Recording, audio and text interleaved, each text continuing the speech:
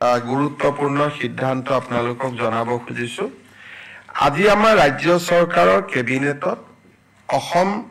চৰকাৰৰ কৰ্মচাৰী আৰু আমাৰ পেনশনাৰ সকলৰ বাবে 2% ডিয়াৰনেছ এলাউন্স আমি ঘোষণা কৰো সো এতিয়াৰ পৰা ৰাজ্য চৰকাৰৰ কৰ্মচাৰী পেনশনাৰ সকলোৱে 2% তেওঁলোকে ডিয়াৰনেছ এলাউন্স পাব 1/1/2025 ৰ পৰা ই কাৰ্যকৰী হ'ব আমি এই মাহৰ দৰমহাত বিহুৰ আগতে পোৱা দৰমহা 2% দিয়ে সংলগ্ন কৰিম কিন্তু যেটো এৰিয়াৰ হেতু আমি এপ্ৰিল আৰু মে দুটা মাহত আমি তেওঁলোকক দিম আজি এটা কেবিনেটত সিদ্ধান্ত গ্ৰহণ কৰা হয় যে অহা প্ৰথম বহাগৰ পৰা চৰকাৰৰ যিমান ট্ৰান্সফাৰ অৰ্ডাৰ ওলাব পোষ্টিং ওলাব গাইডলাইনছ ওলাব ৰুলছ ওলাব ৰেগুলেশন ওলাব নোটিফিকেশন ওলাব অফিস মেমৰেন্ডাম ওলাব এই গুটেই বিলাকতে ইংৰাজীৰ লগতে অসমীয়াও ইয়াত সংলগ্ন কৰিব লাগিব তাৰমানে দুখন নোটিফিকেশন ওলাব এখন ইংলিশ এখন অসমীয়া কেস হলে লিগেল প্ৰবলেম হলে হি ইংলিশখন মান্য হ'ব কাৰণ লিগেল ল্যাঙ্গুৱেজৰ কাৰণে ইংলিশখন কিন্তু অসমত 1 বহাগৰ পৰা আমি এটো সিদ্ধান্ত লৈছো যে যিমান সৰকাৰি অৰ্ডাৰ হয় অফিস মেমৰেন্ডাম হয় ৰুলছ হয় ৰেগুলেশন হয় বিধানসভাৰ আইন হয় যিমান বিলাক সৰকাৰি কমিউনিকেশন তাত ইংৰাজীৰ লগতে এখন অসমীয়া প্ৰতিলিপিও সন্নিবিষ্ট কৰিব লাগিব ইংৰাজীখন থাকিব ইংৰাজীৰ লগত অসমীয়া এটা কপি থাকিব বৰাক উপত্যকাত বেংগলী থাকিব বিটিআৰত বড়ো থাকিব অতিৰিক্তকৈ অৰ্থাৎ বৰাক উপত্যকাত বঙালী থাকিব বিটিএডিত বড়ো থাকিব আৰু সমগ্ৰ অসমতে ইংৰাজী আৰু অসমীয়া এই ব্যৱস্থাটো আজি কৰা হৈছে আৰু সদৌ অসম ছাত্ৰ সন্থাৰ লগত আমাৰ আলোচনা হৈছিল জাস্টিস বিকে শৰ্মা কমিটিৰ এটো অনুমোদন আছিল ৰাজ্য চৰকাৰে অহা 1 এপ্ৰিলৰ পৰা কাৰ্যকৰী হোৱা কৰি 15 এপ্ৰিল 1 বহাগৰ পৰা কাৰ্যকৰী হোৱাকৈ ইয়াক ৰূপায়ণ কৰাৰ বাবে নিৰ্দেশ দিছে আমি সৰকাৰি অফিচাৰ সকলক কৈছো যে প্ৰথম অৱস্থাত ভাসিনী বুলি এটা এপ আছে যত অসমীয়া বড়ো বেংগলী তিনিটা ভাষাই উপলব্ধ হয় তাক ব্যৱহাৰ কৰক আৰু লাহে লাহে তেওঁলোকে নিজাকৈ লিখিব পৰা হৈ যাব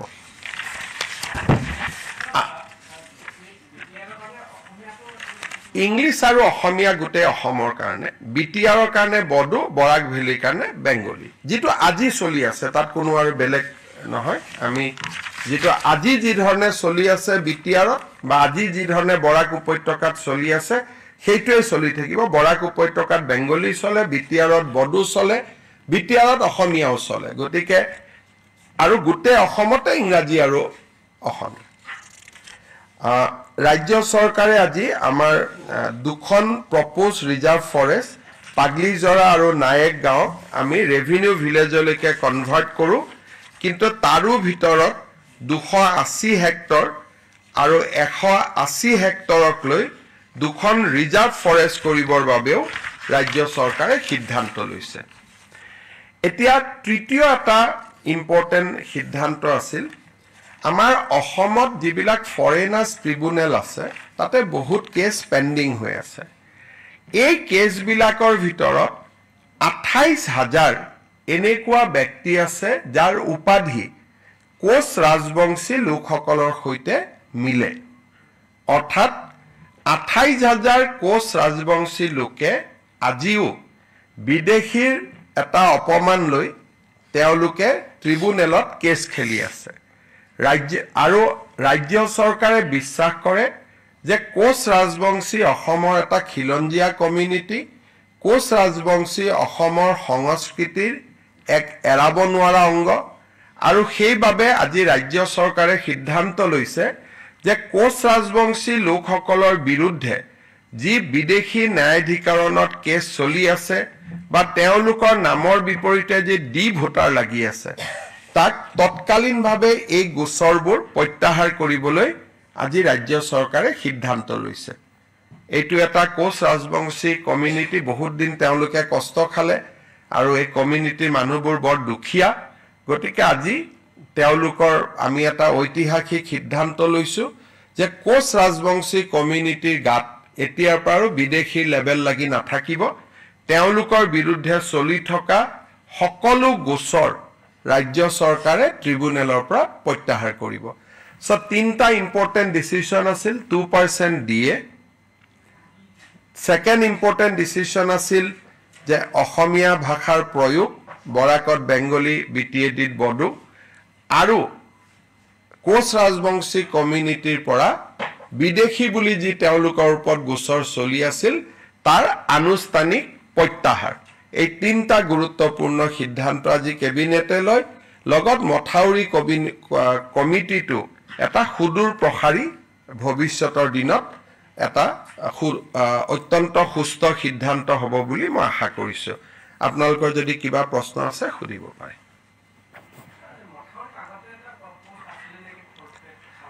হেবিলাক থাকিবই খালাসিও থাকিব গভৰ্ণমেণ্ট মানুহখিনি থাকিবই ডেকা লৰাবিলাকে ৰাতি যেনেকে ডিউটি কৰে আমাৰ গাঁৱত এতিয়া তেওঁলোকে ডিউটি কৰোতে আজিও ডিউটি কৰে কিন্তু এটা ডিউটিটো আনুষ্ঠানিক হ'ব নৈপৰীয়া স্থানীয় মানুহ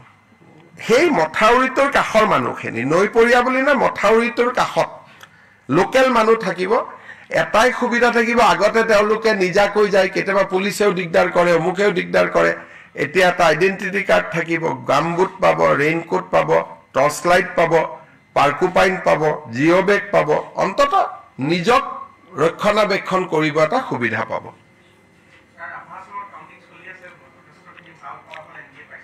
ভালেই হ'ব ৰাভা হাছং বিটিআৰ পঞ্চায়ত বিধানসভা কতো আগত কতো একো সমস্যা নাই ইমান কাম হৈ আছে ৰাইজে আৰু এটোলৈ মই প্ৰথম দিনৰ পৰাই কৈ আছো যে আমি নিৰ্বাচনক লৈ চিন্তা কৰা নাই সেইকাৰণে প্ৰতিটো দিনে